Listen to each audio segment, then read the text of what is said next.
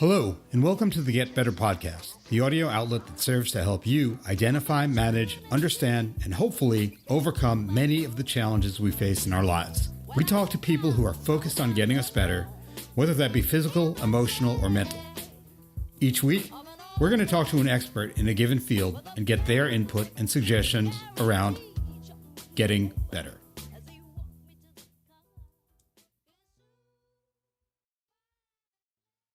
Hey everybody, my name is Jeremy Oster, and listen, I got to be completely honest with you. I had no idea how to go about introducing people. This is my first attempt at a podcast. This is my first attempt at any kind of broadcasting ever.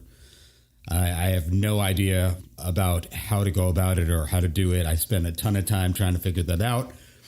And I concluded that, you know what, the best way to do it is just do it and go with it and see what happens. So I'm going to skip the long preamble of a story that I had thought of telling before the interview, and we're going to jump right into it. Today, I am joined with our guest, Jason Eric Ross. He's a therapist, and he's got a really, really unique way of looking at things.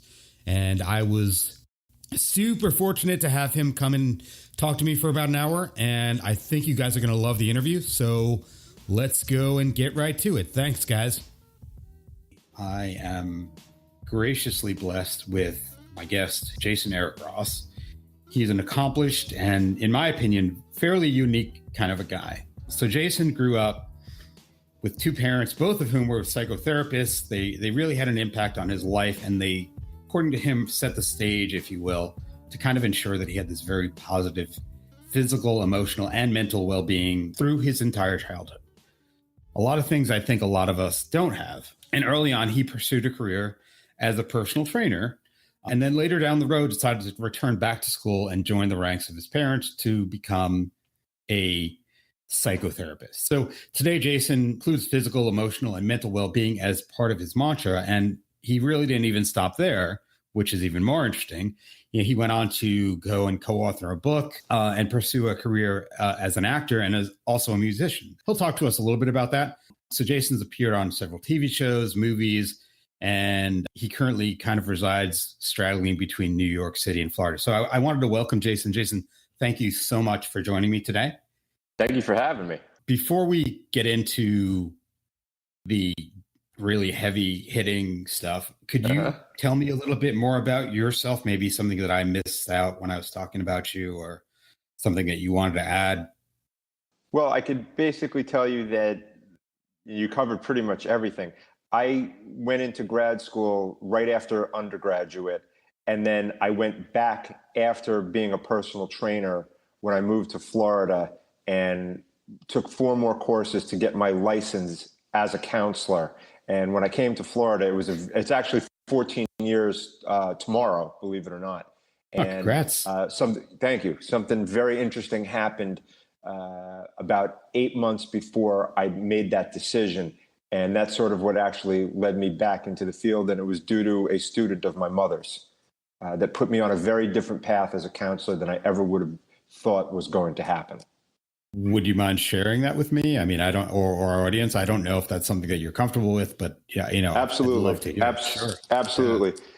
So both my parents were educators. When I was 4, my dad got his PhD. When I was 8, I think my mother got hers. So I was raised in this milieu in and around the psychoanalytic community in New York.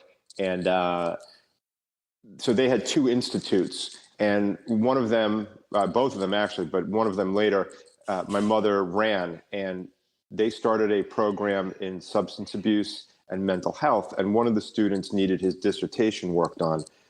Turns out my mother's partner, business partner, dropped the ball in terms of helping this student work on his dissertation. And I was in a very difficult point in my life in terms of where I was going with career and what I was going to do with the rest of my life.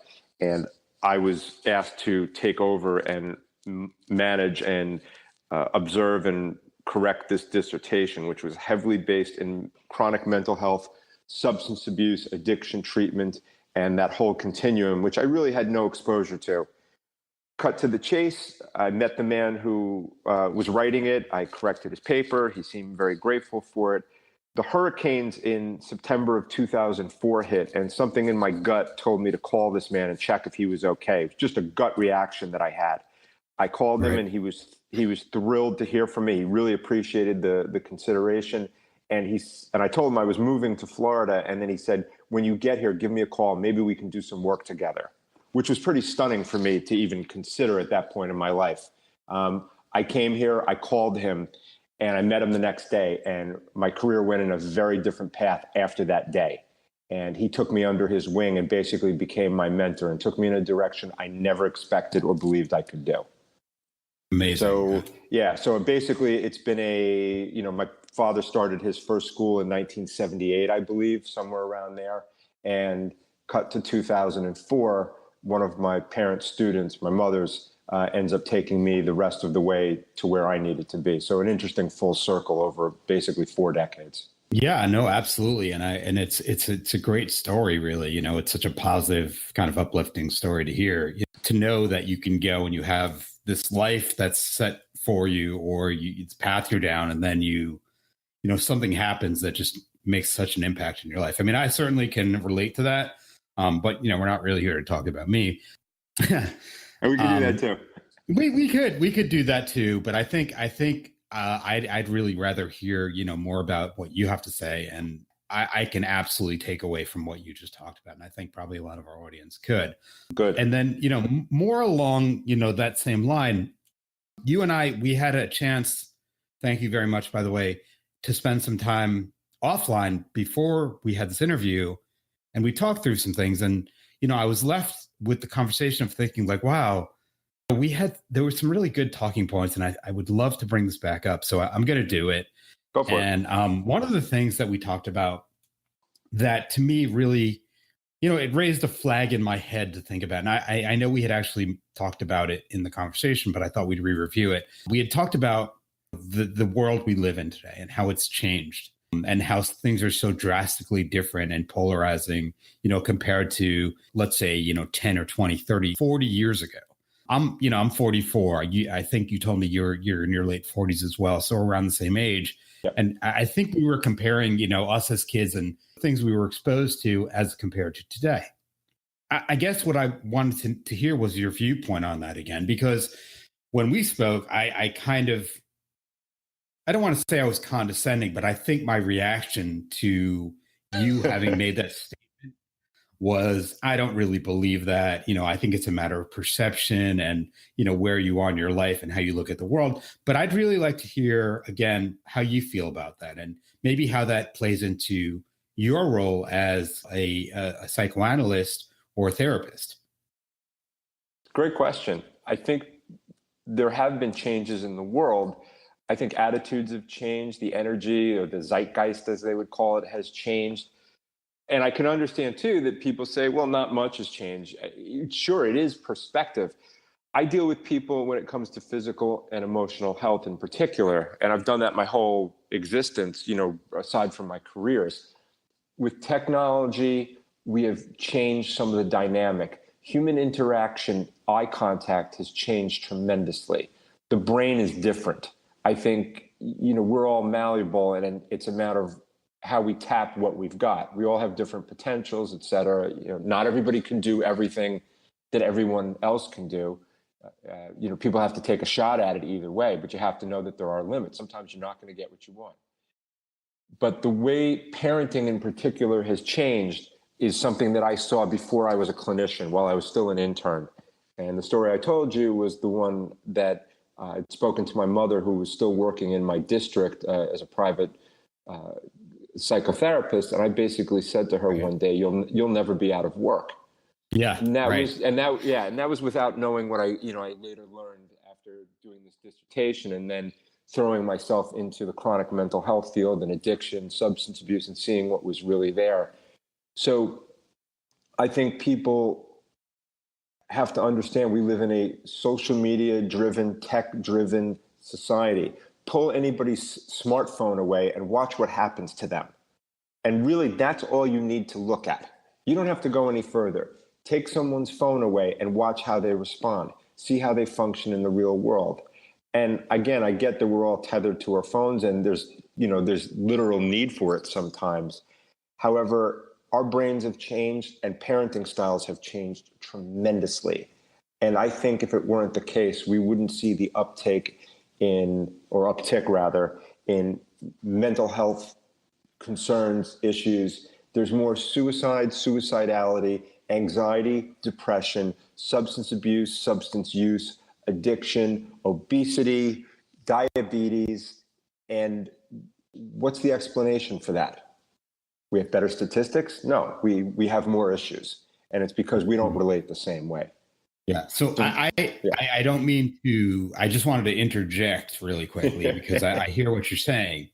And just to give you some kind of perspective on my observation around a lot of what you're saying. So, I'm a parent of 3 children and, my children are, anywhere between 12 and 17 at this point. So, in terms of phones and devices, you're right. They are constantly on those devices. It is, sometimes as a parent challenging because you're trying to capture their attention, but the amount of attention you can get it's limited by how much they're willing to move their face away from the phone. Mm-hmm. And I think that's common. I don't think, I'm uncovering a great secret here. I think we all know this. I mean, we see people crossing the street on their phones, getting hit by cars.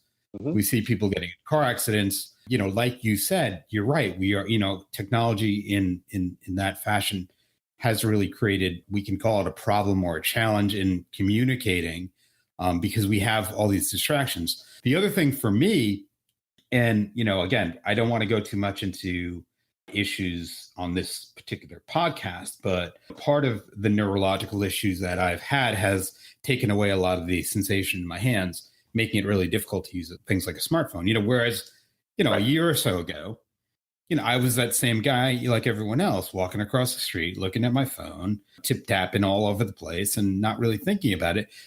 And now a lot of the feedback that I get from people is like, oh, I sent you a text like 2 hours ago. How come you didn't respond? People are looking, we've become so adjusted and so used to that use of technology that, I can say for someone like me, it's very impactful because I kind of see it the other way. It's actually, it's sad for me because sometimes I can't pay attention to the phone or, it doesn't make sense for me to use that so much as a tool anymore because it's uncomfortable. Yeah, very, very interesting. I just wanted to kind of... it gives you perspective. It really gives you perspective. And I think your comment about, I texted you X amount of, minutes ago, what's changed is people want to get it now. Frustration tolerance is so far down. And that's what's really, changed tremendously.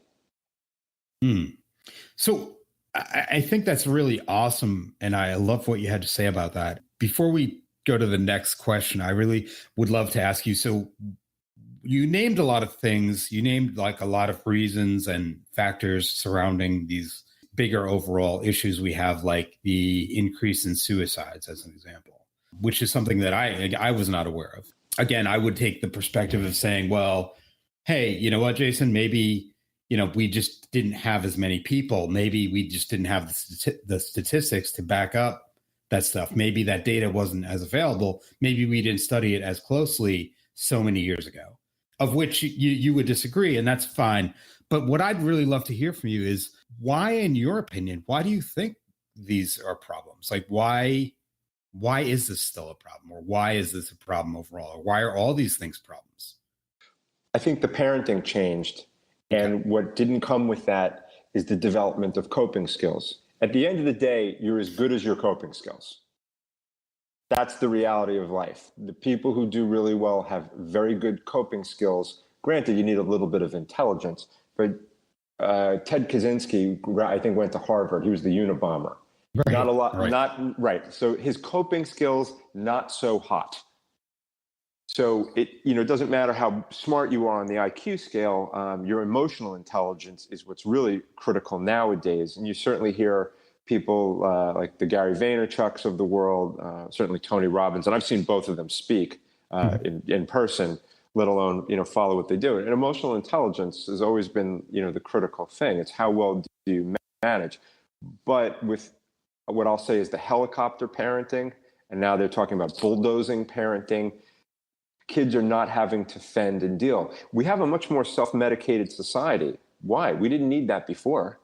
And there's, it's multifactorial, but I think it's great evidence of what's wrong. Interesting. So, I mean, when you talk about emotional intelligence, in your experience, that's something that I've really never talked about with anybody ever. And it's never really come to light for me to even think about. But are most people emotionally intelligent? Are most of us like that? Or are most of us not like that, do you think? I think we don't delve into it enough. I think your statement that it hadn't come up is evidence of what's going on. I think emotional intelligence is there and it can be tapped. And some people have it, don't realize it, and then they figure it out. I think what happens is something changed, as this happened over the last 30 plus years. It's not just tech. What happened was when tech did come into the picture, though, what you started to see, and again, it could have just been videos and DVDs, children learn language quicker. They learn it earlier. So what happens is you have a younger child who is, quote, looks smarter, but it's just that they sound smarter. It doesn't mean they are smarter. And they're taught, because they sound smart, that they have more power in the household. So we have we can have a 2.5-year-old who, can speak full sentences and paragraphs, and he can run the household, but he's still crapping his pants. So that's intellectual intelligence, real IQ versus emotional intelligence. Right. And what happens over time, that kid gets an ego. Okay. And do you see that's where the problem is? Because I'm looking at this kind of, putting a microscope on myself, and I'm saying, hey, Jeremy, I've always been told that I'm a pretty smart guy. And I sometimes believe that, depending on the day and the situation. But how do I know how much emotional intelligence I have? How would I, and when I say I really mean everybody, how do we gauge that? And, how important is that? And then what would be an approach to kind of enhance that, right? Because we always want to be smarter, better. Some people. Well, I'm assuming here. Yeah. I'm assuming that we all want to get better. And that's probably why we're all listening to this. Probably. So for those people. For them. How do we go about that? I mean, what are some strategies that enable that? Great question. I think one of the cues you have to take is that you can define your emotional intelligence. One way is by the quality of your relationships. You can really take a look at the quality of the emotional relationships. How much give and take is there? How much reciprocity? How tight are the bonds? So there are some people who are very well defended. The more well defended somebody is, the more narcissistic, the less emotional intelligence they have. That's me right there. Yeah, I'm completely defensive. I'm a very defensive person. But anyway, yes. Well, but defensive doesn't necessarily mean narcissistic. Okay, it can be both, but you can be defensive and not necessarily what I would call egotistical. Defenses are based on, how we were raised. And then, so you're asking about the emotional intelligence part, how well somebody could look at that fact and be honest about it like you just were and work with it, saying, you know what, I am defensive. I need to be better at that, because if I was better at that, I'd get along with people better, so to speak. In other words, if somebody's defensive, they have to ask themselves why, and then they have to say, what is the value in doing that? Or is it hurting me in some capacity rather than helping me? Because if it's not helping you, I'll argue it hurts you. It limits us. And emotional intelligence, I would argue, would show us that we can tap our potential and we can grow lots of ways. Right. Right. And okay, continue what you're saying. Again, I'm sorry, I didn't mean to interrupt. No. It's so we basically can catch ourselves, and how much we're willing to challenge our belief system is a form of emotional intelligence. How honest we are about our shortcomings. We all have them. The difference is those who are honest about it can learn from them and grow. Well, they have emotional intelligence. If you are always defended about that fact, which you're not, because you're owning up here even on the podcast, then you can grow from it. But most people, a lot of people anyway don't do that. They're not willing to look at themselves and own their crap. That's a lack of emotional intelligence. We all have faults. How we look at them and how we work with them and improve them, I think, is a great sign of emotional intelligence. Is emotional intelligence and mindfulness the same thing? They're related. Okay, but they're not related. No, the mindfulness is more about presence, being in the moment, awareness of your surroundings at that time. The relation is you can be mindful of what's going on in your head. You can be mindful, and again, I'm taking a piece of mindfulness to say mindful. You can be mindful about things you need to work on, and I would call that mindfulness too. But again, I stress that that's emotional intelligence. To use mindfulness is a form of emotional intelligence. Got it. So going back to the question, I was curious to also know, in your opinion, we talked about, we started out talking about kind of society as a whole and some of the issues and challenges we face with our children, and, why we turn out to be these adults that we do, and, how that's sort of affected us. And we've used some examples like Ted Kaczynski as somebody who's super intelligent but lacked any of this emotional intelligence. But from a general populace, how many of us are really affected by having that lack of what we're calling emotional intelligence? And then, aside from just saying, okay, I want to be more aware, are there any tips or techniques that you use maybe in even your daily life to maintain that? Because I have to imagine it's very easy as a person to just go about your business and constantly want to protect your ego and constantly want to have yourself appear as more powerful, more wealthy, better looking than, maybe you are, because you really don't feel good about something. So could you answer that? Yeah, I think so. If we don't look at ourselves critically, we don't improve. So this is like, what I would call what therapy is about. Therapy is about change. Therapy is about really taking a look at core issues and getting change. So let's say we don't feel good about ourselves. Well, we have choices of what we can do about it, right?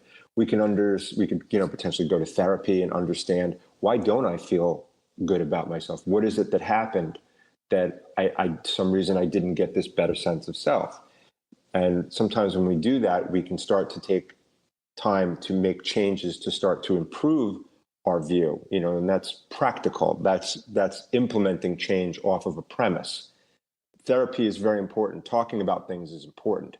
Then you have to take action based on what you discussed. You can talk till you're blue in the face. Therapy, it has a limit on it. There's a cap on it. So people have to deal with their fears and their vulnerabilities. And I'm a big proponent of that. I certainly talk to people about the vulnerability piece. Brene Brown is the author who's truly the head of the whole pack when it comes to that. Her books are world known, Daring Greatly, among others, and how if we're vulnerable, we can really examine ourselves and understand ourselves, and we can get change. And that's how people grow. A lot of people don't want to do the work. They don't want to feel the emotional pain of what it's like to come to terms with whatever your demons are. Yeah, no, definitely. I definitely think that's understandable. So thank you for that. And that's a great response. I think that really elicits a lot of thinking. I mean, I know on my part, you've definitely given me something that I could kind of go back and go, what is it that I don't like about myself? Like, how have I approached situations? I mean, I've seen therapists before, and it's funny because one of the things that you said is, you could talk till you're blue in the face, but unless you take action, then nothing changes. That's right. That's certainly been, an experience I've had. I've thought going back some years, going to a therapist would solve, a particular problem, whether it be, relationship or, something dealing with my kids that I was having a tough time with. But, I thought just going to see, a shrink. Okay, well, I went to go see the shrink a few times and I don't really feel any different. So that's that. But I never really, I'll say that the message never really seemed that clear to say, hey, you know what? If I don't really do something, like there's a participant value to therapy too, and you have to be willing to commit to doing that too. I don't think that I really took that message home, to be honest with you. So I think a lot of times that happens. therapy there's different forms of it. There's different styles, I suppose. I don't do standard therapy on one level. I have a lot of different types of training and therapeutic types of milieus that I understand, obviously having grown up in and around it. I think the important thing is that you really get into what's wrong, what are you afraid of, what's holding you back, and how do you want to grow. And it's got to be very goal-oriented and directed and directive. And I think it's a collaboration, if anything. I think the connection between the client and the therapist is critical. Yeah, it's great. And I think that really, it kind of segues into the next question that I wanted to ask you. And, I had mentioned that before we had this interview, I went and I listened to some other interviews that you'd done.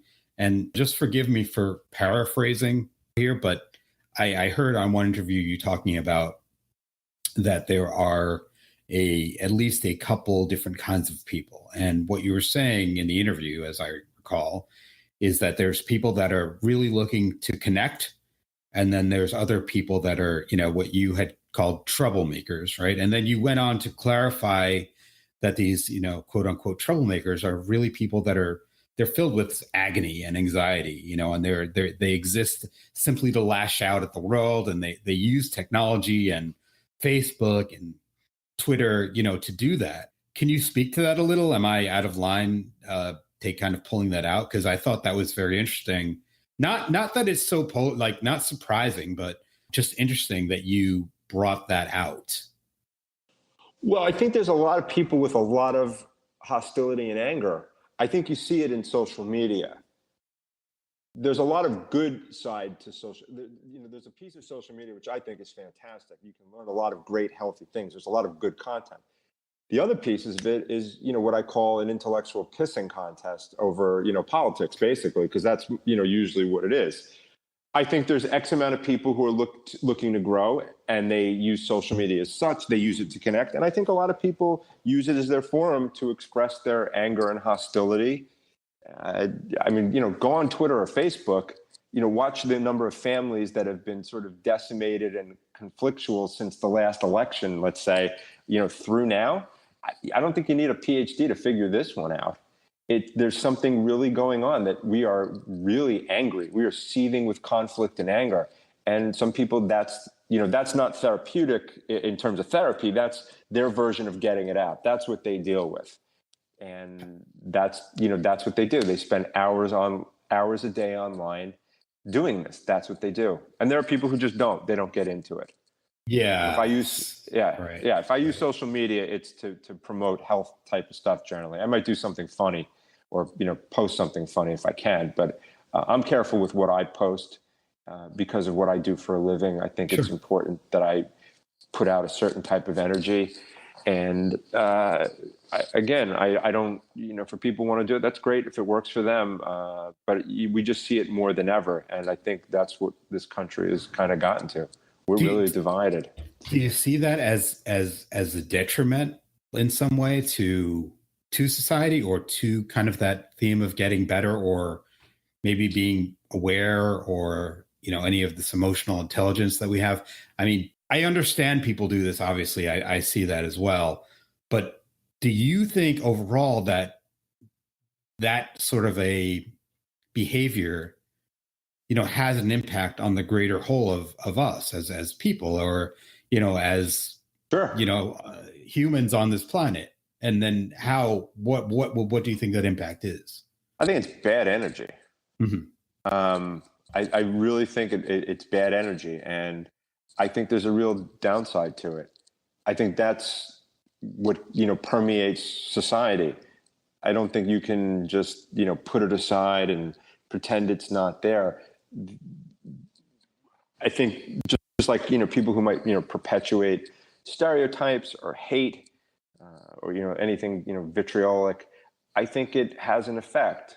And again, if you look at all the mental health disorders, take a look what happened in the last week. There were bombs sent to people and 11 people were tragically killed. Mm-hmm. Yeah. And technically speaking, neither of those events should have happened.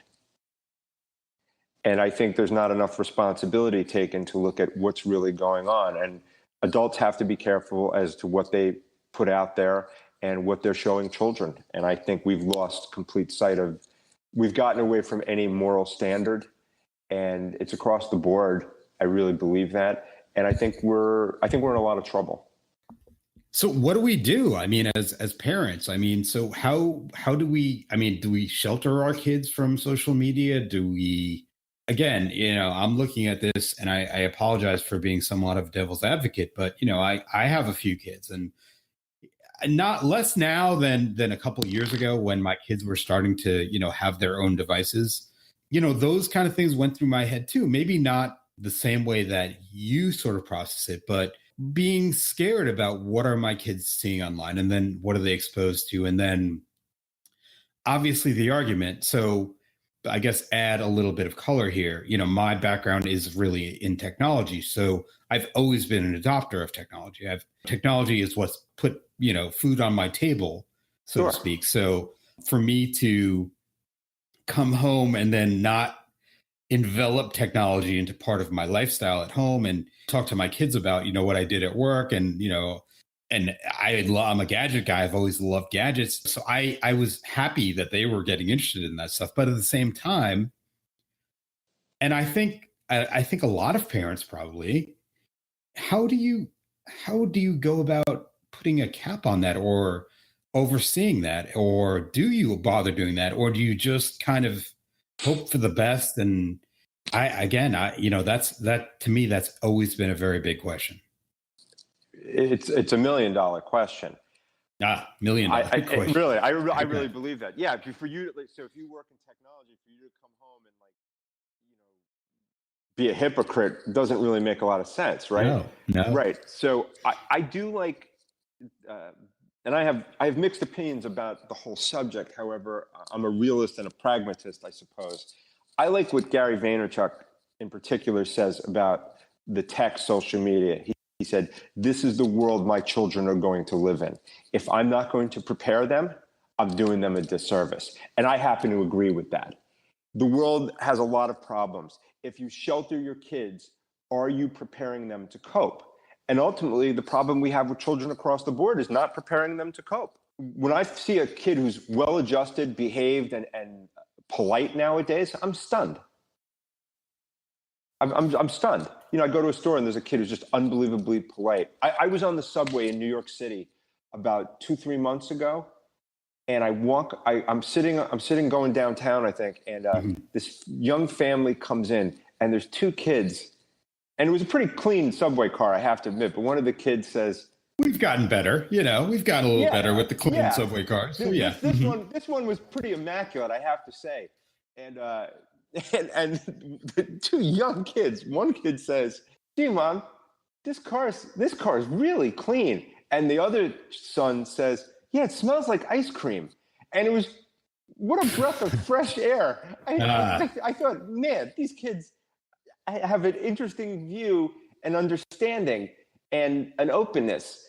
So you can tap that. And at the same time, I look at the fact that the parents had them on the subway. You could see a lot of parents make an argument for not taking on a kid on a subway. Sure. Ever. I think you need to expose children and let them learn and test their emotional intelligence. And if 2 parents, I know it's tougher sometimes with one parent, but 2 parents can really work together and say, what is our plan of how we want to raise these kids? Screw their grades, screw everything else for now. What kind of kids do we want them to be? That's the emotional intelligence. I'm gasping. You're saying screw their grades and all that. Yeah. I mean, because, as parents, right, those are the big things that we can talk about with our friends, right? What are their grades and how great they are at school. And that's all usually a parent's ego. When a parent says, I want my kid to be able to survive anything and to function and do well, that's the kid I'm going to bank on. Interesting. Very important point. Yeah, and I think it's a great point. What was going through my head as you were answering that question was, I think it's kind of interesting too, because as a parent, again, I know that I wasn't trying to focus this interview, on parenting so much, because I don't really look at myself as a fantastic parent. I'm probably an okay parent, but nevertheless, what some observations that I've made is that you look at how your child behaves at home, and you talked about, testing that emotional intelligence. And depending on the child I'm talking about, they act very differently at home. So I might have one that is he's not that kid on the subway talking about ice cream. He's very selfish, maybe, or self-centered. But, the feedback that I'll get from other people who've interacted with him is the polar opposite. Mm-hmm. So a neighbor will come up to me and say, hey, your son came over and he helped me take like the groceries out of my car and bring it to my house. He's such a good boy. And I'll be like scratching my head because I'm like, do I even know? I don't know this kid because I asked him to do that like 2 days ago. Right. And he was like, no, he was almost like, F you. Like, I'm not going to do that. So I would have tough time really gauging how to approach testing that. Where is he like in this particular case, this kid, is he a really well-balanced, ready for the world kind of a kid, or is he just fooling everybody? Or is that somewhere in between? And those are things that I've kind of been dealing with a lot because, like we've been talking about, obviously we want the best for our kids. Certainly we want to talk about good things and how well they do, and we want to support our egos, but ultimately we do want to prepare them for the world. And I've just found from the parenting standpoint that it's really easy to say and have these light and fluffy idealisms, but in practice and in reality, you don't get all that feedback all the time from your kids. You don't always see where they're sitting. You don't know where their heads are at. Obviously, you go through things. I mean, again, I've been through a lot in the past couple of years. I am absolutely certain it has impacted my kids, although they wouldn't say it, right? No. So, I think all those things, are things that as a parent that are very difficult to deal with, and trying to figure out how to get them prepared for the world. And I agree with you, getting them prepared for that world outside of the home is hard. And again, I'm going to stop talking in a second, but just to add to that, when we first started the conversation, we talked about how the world was changed and grew up in different times. And sure, I mean, I grew up just outside of New York City. So I adopted using the subway and the bus system very early on. I was somewhat savvy about doing things that I wanted to do and finding ways to do them. I don't think, my kids are as prepared for that world as I was. I was more exposed to real world situations and strangers and what it's like to kind of deal with grown-ups and adults. And I think, certainly in my case, I live out in the burbs now. Yeah, it's very insulating. It's very, we insulate, we shelter these kids. And I think I agree when you say that, yeah, we're really not doing a great job to prepare them for the world. Yeah, I just wanted to add that. I don't know if you have any comments on that. I think you're right about the difference between them and you. And I think what happened also is because kids nowadays have more instant gratification and a lot is done for them, they don't have the same ethic work-wise to even manipulate better. They really don't. So, and the difference between what you saw with your son and what your neighbor saw, that's what you figure out with your partner. That's what parents do. They go, both could be true. How do we get it so they match? Right. And that's the job. That's the real job of parenting nowadays. That's the emotionally intelligent approach to parenting. Because at the end of the day, there are lots of kids with high IQs and top grades, and they're going into college and they're failing miserably. They're self-medicating by junior year of high school. The pressures, they've got to go into this school. Mm-hmm. That's great. Joey's got a 4.2 and he's got anxiety disorder. Dynamite. Congrats. Wow. That's great. Mm. He's smoking weed every day to cope because he doesn't want to disappoint his parents. That's great. That was your goal, really?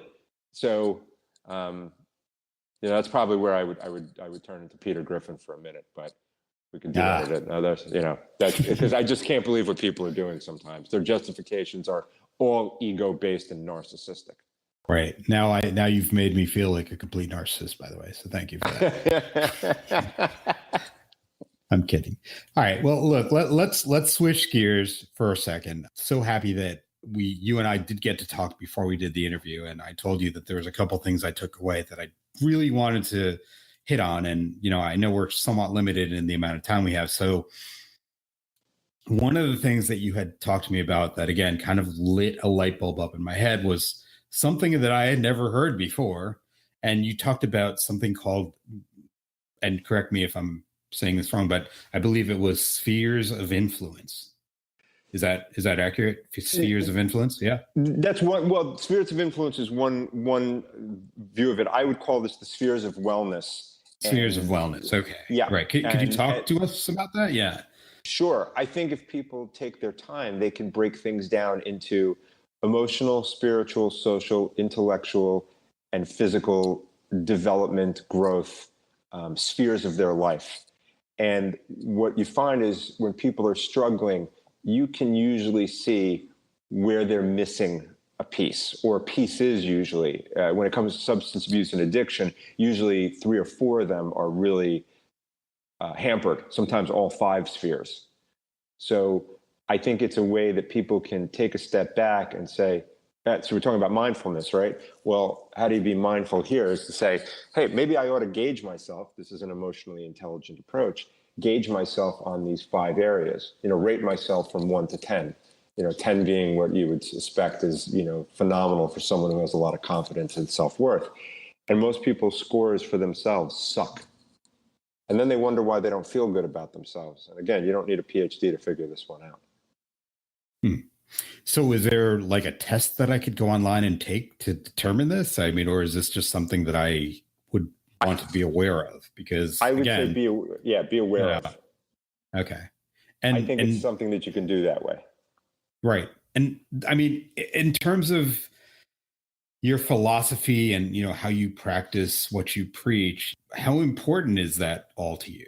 I mean, in your own life, and then, in how you work with your clients. I don't want to say it's everything. However, it's certainly the backbone. I think without it, people are lost. I think it helps. People have trouble focusing on what they really need. I think it really helps. In terms of my own life, I think it's what I've always understood, and probably why I didn't have greater issues at any other time in my life, despite having, we all have ups and downs. I've had some significant ones.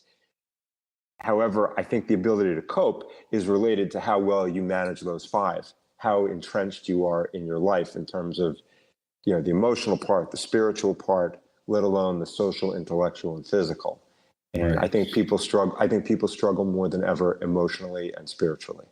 Could you give me, or could you give us an example of in your life sort of where you've kind of been presented with maybe a challenge and then you've used that for yourself? That's kind of gotten you to overcome that? Because I think, and the reason I ask is because, not to play devil's advocate, but I think a lot of people don't believe a lot of the bullshit. Like, you could sit here for an hour and talk to me about something, but it's not really that real if you can't tell me that something that has worked for you. It's not, I need to be proven out.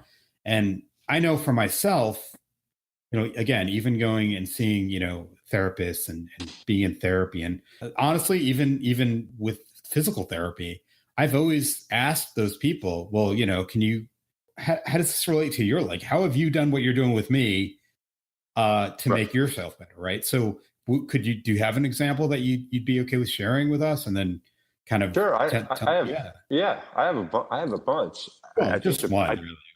Really. Well, I think I think the one that would be significant, in my view, when I was 16, my father, who was a pretty healthy athlete and fairly young, started to have some major health issues. And in a 4-year span, he had heart issues, cancer, an orthopedic injury, and ultimately passed away from a heart condition.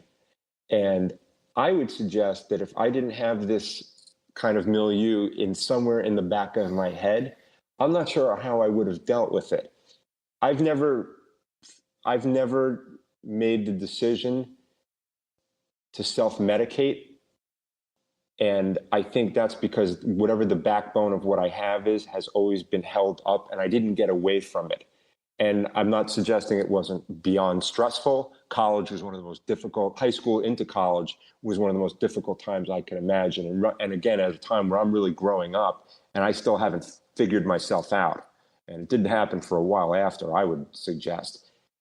Dealing with those stressors could have easily caused me to be victimized, could have said, I feel sorry for myself, etc.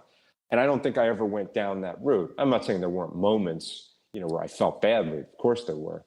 However, anytime where I was faced with a major crisis in life, I wasn't going to bend. And I think the fact is I wasn't going to let any piece of my being go.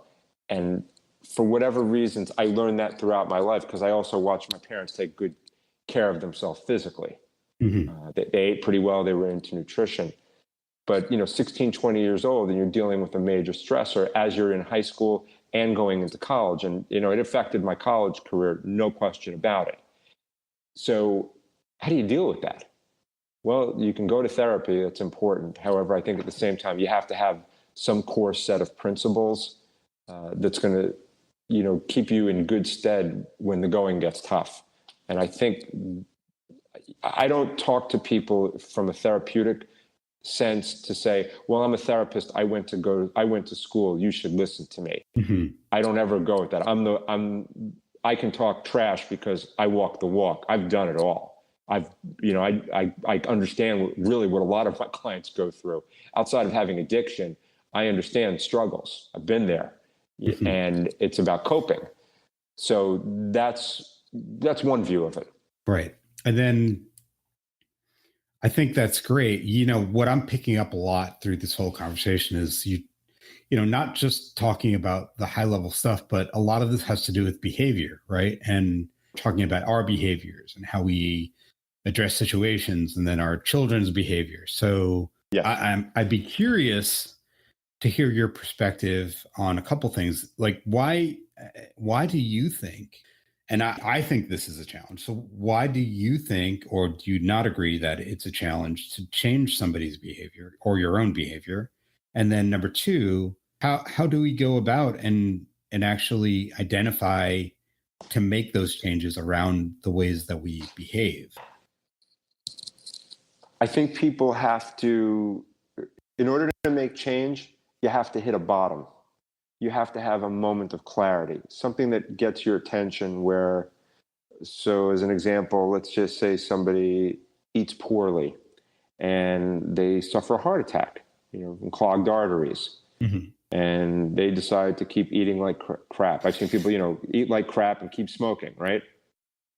Well, yeah, sure. Apparently that bottom wasn't clear enough that they were willing to face their fear, which is not giving up their self-medicators, which in this case would be food and smoking as an example. Right. Making change is relative towards your attitude that you think you need to. I tell people solutions are easy. It's easy to come up with answers of what to do. Figuring out why you're not doing it in the first place is the problem. That's therapy. That's where you get the change. Half the people in the world, if not more, can actually come up with the solutions.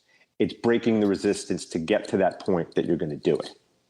Interesting. So you're saying, so actually solving the problem is really not the big overhanging boulder. Exactly. Yeah.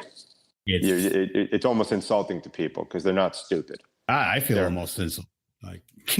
Well, people are afraid. People have fears. Your fears are realistic usually. And people have to get over what their fear is. Because if you don't face your fear, how do you beat it? That's why people are stuck all the time.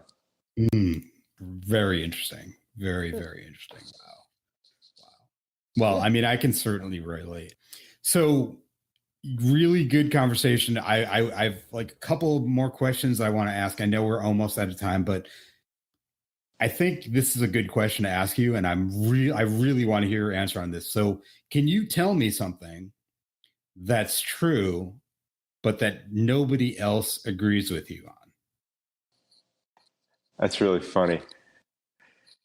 Well, I mean, you could take it. Great that way, question. sure. No, it's really interesting to me. I'm not sure, although I'll throw one or two things out, I think. And I don't want to say that nobody agrees with on this with me.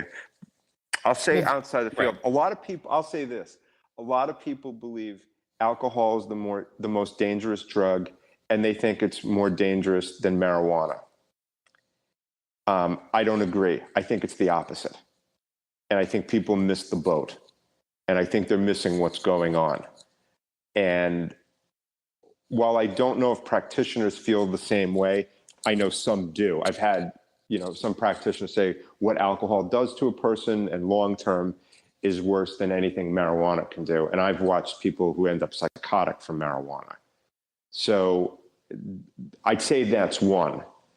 The second, perhaps, and again, this is within reason, therapy is BS. Everybody can get coaching and they'll be fixed. And I don't agree with that at all. I think most people need therapy. I think the world has gotten to a coaching modality, and I think coaching is okay. I think it can be great. I think it can be awesome. But I think some people really need therapy, and you have to know when you need which one.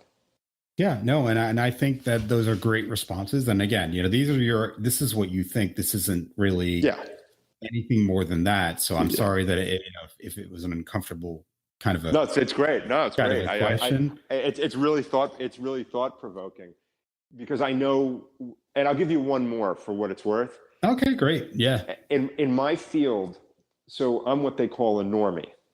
I don't use drugs. I'm not an addict. There are many normie. people. Never heard normie. That yeah, I had neither, and then one day I heard it, and I said, "What's that?" And again, that's the slang for, well, I'm normal. I don't have addiction.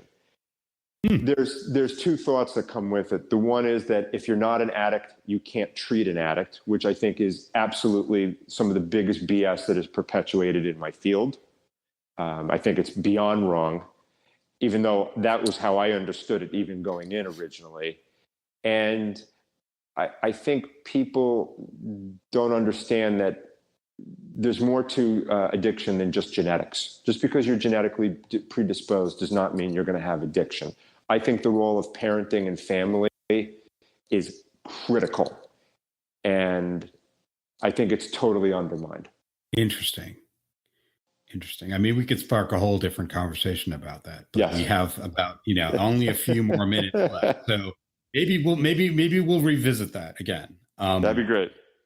Or, maybe the next person that hosts a podcast with you will bring that up and ask you. But either way, before we go, the last question that I wanted to ask, and I guess this is a little bit more on the serious side, but one thing I want people to get out of listening to this podcast is to go away feeling like they have a tool to use, something that they can take away besides, understanding maybe how to get in contact with you or use your services or read your book, something that they could take and apply right now or, over the short term and fulfill themselves a little bit better, get better, improve a behavior, define what's lacking in their emotional intelligence. So without you dispensing any medical advice, because I wouldn't ask you to do that, and I would hope, and I'm sure you wouldn't anyway, do you have any kind of a methodology or a tool that the audience might be able to kind of